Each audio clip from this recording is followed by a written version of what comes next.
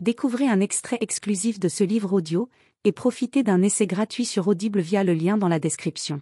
Et autres distractions arrivées de beaucoup plus loin. Sommeil et chronobiologie traitent de la période clé pour votre cerveau, la nuit. Êtes-vous plutôt du matin ou de la nuit? Vos pics de concentration ne seront pas les mêmes et votre façon d'optimiser votre travail non plus. Dans votre plan d'action, vous allez découvrir la méthode qui vous montrera comment reprendre le contrôle de vos capacités d'attention. Au travers de 2 exemples pris de bout en bout, je vous montrerai comment rester concentré malgré les imprévus, les baisses de motivation et les brusques changements d'emploi du temps. Vous saurez également comment programmer de bons objectifs et les atteindre. Comment rester concentré vous montrera les 3 techniques de base pour rester concentré sur de longues périodes. Vous comprendrez pourquoi beaucoup s'y prennent mal au niveau de la gestion du temps et des priorités. Vous saurez éviter les pièges les plus pernicieux. Enfin, la boîte à outils de la concentration sera votre répertoire de techniques de concentration utilisées par les plus grands experts de classe mondiale. Des champions de sport aux champions de mémoire, en passant par les entrepreneurs de renom et les yogis, vous adopterez leurs méthodes et leurs astuces pour maintenir une concentration extrême.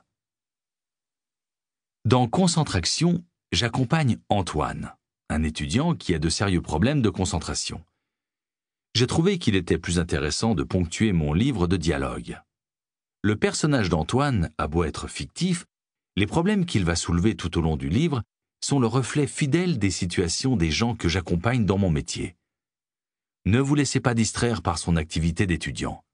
Vous vous retrouverez souvent en lui, ses interrogations et ses doutes, même si vous n'êtes plus à l'université depuis un moment. Ne soyez pas effrayé par la quantité d'informations que vous allez trouver au cours de votre lecture.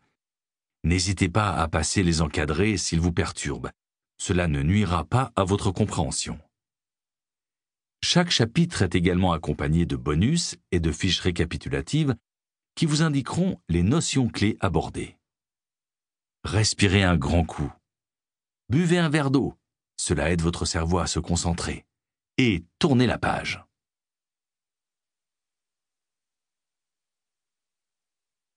Chapitre 1. Guide de survie dans un monde de zombies. Où va votre concentration, va votre énergie. Anthony Robbins. Cet après-midi, j'ai rendez-vous avec Antoine, un étudiant que j'accompagne depuis peu. Nous nous retrouvons en ville dans un square. Malgré le beau temps et l'ambiance générale décontractée de ce début d'été, Antoine semble inquiet. Je le questionne. Et il me confie rapidement l'objet de ses préoccupations. « Je ne vais pas y arriver, Jean-Yves. J'ai mon concours dans 6 mois, j'ai des dizaines de livres à apprendre et cela fait 2 semaines que je ne parviens pas à me concentrer dessus plus de 5 minutes d'affilée. » Quel est le problème, selon toi? Et je ne sais pas. Je ne m'intéresse à rien, je suis distrait et je n'arrive pas à me motiver. Je ne suis qu'un gros paresseux. Antoine reçoit un message sur son portable. Prend une trentaine de secondes pour y répondre, puis continue de se confier. « Je devrais peut-être m'orienter vers une autre formation. Ce serait plus simple et sans doute plus intéressant. Là, non seulement c'est très compliqué, mais en plus, je ne vois pas comment je peux m'en sortir sur le long terme. Je pense que j'ai fait une erreur d'orientation dès le début. » Les craintes d'Antoine, je les connais bien, car elles reviennent de plus en plus fréquemment auprès des gens que j'accompagne. Au début des années 2010, c'était surtout au niveau des étudiants que cette peur se manifestait. Mais aujourd'hui, toutes les catégories socio-professionnelles sont touchées. Des chefs d'entreprise, quelle que soit leur taille, aux salariés, banquiers, étudiants, techniciens, ingénieurs, managers, en passant par les acteurs de cinéma, les hommes politiques, les entrepreneurs, les professions libérales et enfin les retraités. Le problème, Antoine, c'est que tu as été mordu par un zombie. Un quoi? Tu sais, les morts-vivants qui mangent les cerveaux des gens. Oui, je sais ce que c'est, mais quel est le rapport? Regarde autour de toi.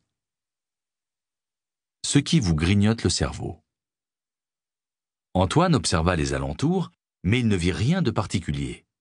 Des personnes qui se dépêchent sans doute pour ne pas rater leur bus, de jeunes mères qui profitent du soleil en se promenant avec leur bébé en poussette, des gens qui patientent à l'arrêt de tramway, et un jeune homme assis sur un banc qui semble attendre son rendez-vous patiemment.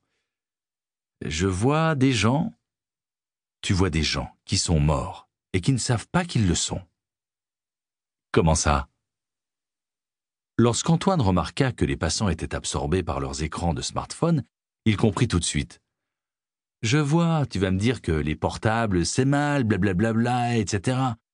Non, je pense que c'est un formidable outil, et j'aurais aimé qu'il existe à mon époque, sincèrement. Je crois même qu'il a permis à l'effet Flynn de perdurer un peu au début. Effet Flynn et quotient intellectuel. Le quotient intellectuel, ou QI, est un test psychométrique qui fournit une indication standardisée de l'intelligence humaine.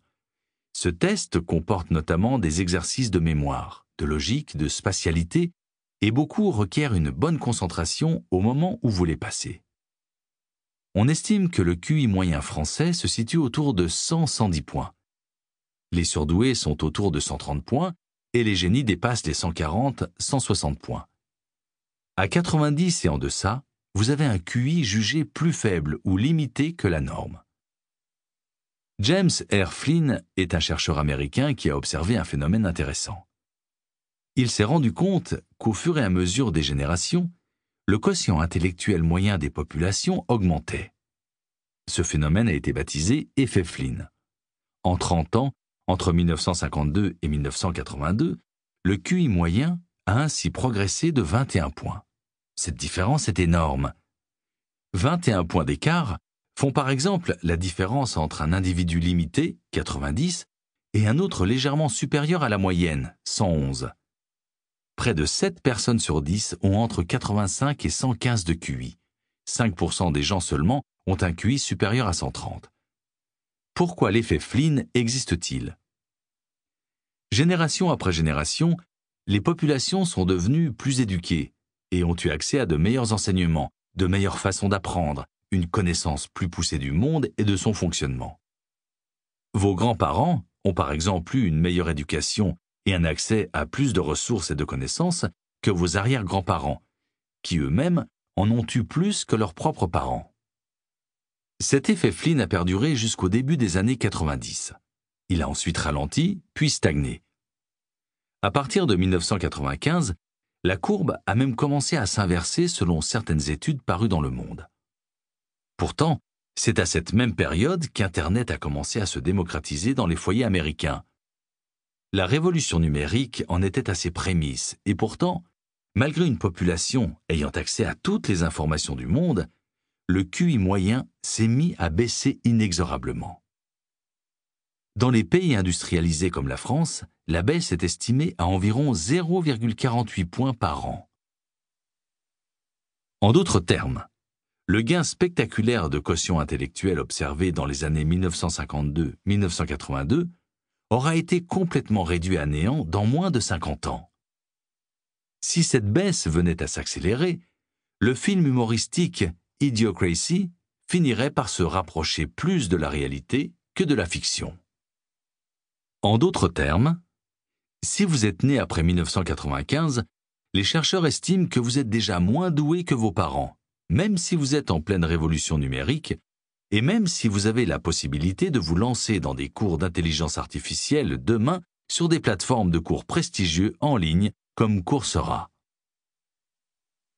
Retrouvez la courbe de Flynn dans le PDF disponible dans votre bibliothèque. Alors, si tu dis que mon portable n'est pas la cause, je ne comprends pas. L'outil n'est pas le problème. Il n'est qu'un symptôme d'une maladie plus grave. Une maladie qui mange le cerveau des gens, qui les rend malheureux et qui leur ôte la vie. Ce dont je voulais parler allait bien plus loin que les pertes d'attention ponctuelles occasionnées par un appareil numérique. Cette maladie, comme je la définis, affecte le cerveau humain à 2 niveaux. 1. Le niveau chimique. La révolution numérique et les nouveaux comportements de l'utilisation de ces nouveaux outils, Internet, smartphone, information en continu, provoquent un déséquilibre au niveau des flux hormonaux. Par exemple, le simple fait d'envoyer un SMS ou d'obtenir un like sur une publication fait sécréter à votre cerveau une toute petite charge de dopamine. Livre audio complet gratuit disponible en description de cette vidéo.